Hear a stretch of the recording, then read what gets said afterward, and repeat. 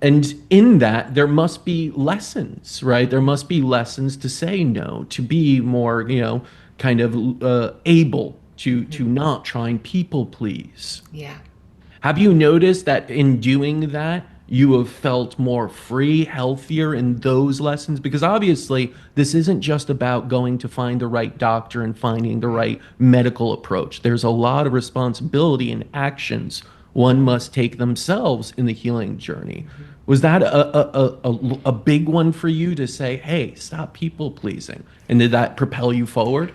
Yes, I call us unicorns. So I think we're Okay. special, just so you know. Like, I'm not slamming anyone. Like, I think we're the unicorns of the world and we need us. And we're typically like the authors and the songwriters and the, inventing things, all that. But yeah, I'm still working on it to this day. We all have positive traits to our personalities and those traits that we want to work on and we want to get stronger and overcome, I think.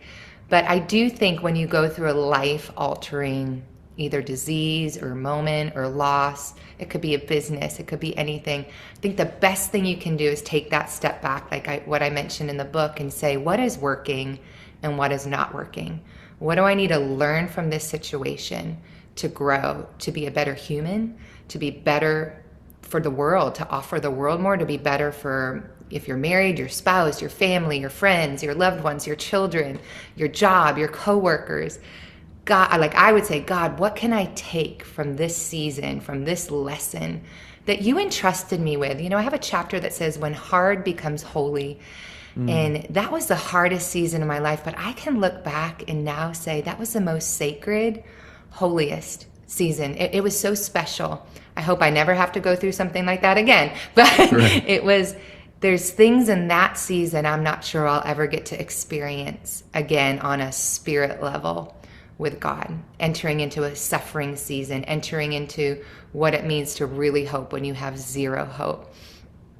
So I would say take that moment, take that life crisis, take that sickness, and really see what you can learn from and grow from. So one of those things for me is, yeah, I can't worry about what people think. I can't worry Right. about if my Instagram looks perfect or not. I can't worry about if someone thinks I'm this or that. Who cares? You know what I mean? Like, Yeah. am I living for them or am I living for the Lord and what He thinks? And that for me is my number one. And then He's going to surround me with the right people and the right team Mm, and the right situations and the right opportunities. I love saying this, like, stay in your lane, stay mm, in what God has gifted you to do. I think when trouble comes, it's when we start comparing or trying to be mm, like someone else, or we get a little jealous or we get a little envious that our timetable and our timeline doesn't look like their timeline. What if instead of doing that, we were just grateful that, like, this is where I am today? This is where I'm supposed to be. Like, sure, most of my peers are married. Most of them are on like baby number 3.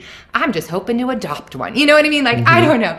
But what if I'm grateful for the years that I've gotten to do the things that were in my heart to do, the calling, the career, the rich friendships, the family that God entrusted to me, because maybe He knew I was going to be single a little longer. Like, flip the narrative is what I love to help patients do, because you hear a lot of that, like, oh, Jamie, but I'm 52 now and I'm sick mm, again and I can't work and I got divorced because of my sickness. There's real life stuff, Casper, right? So yeah. I'm not out here saying, oh, just, but I'm saying, wow, you get another chance now. You get Yeah. another chance at 52 to rewrite the story.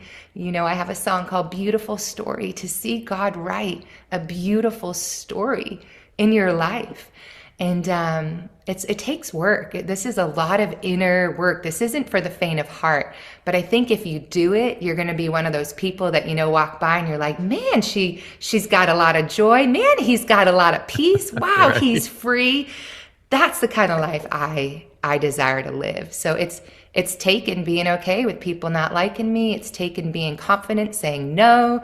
It's taking not caring. If I make the right decision and I feel like God's on it, then that's what matters.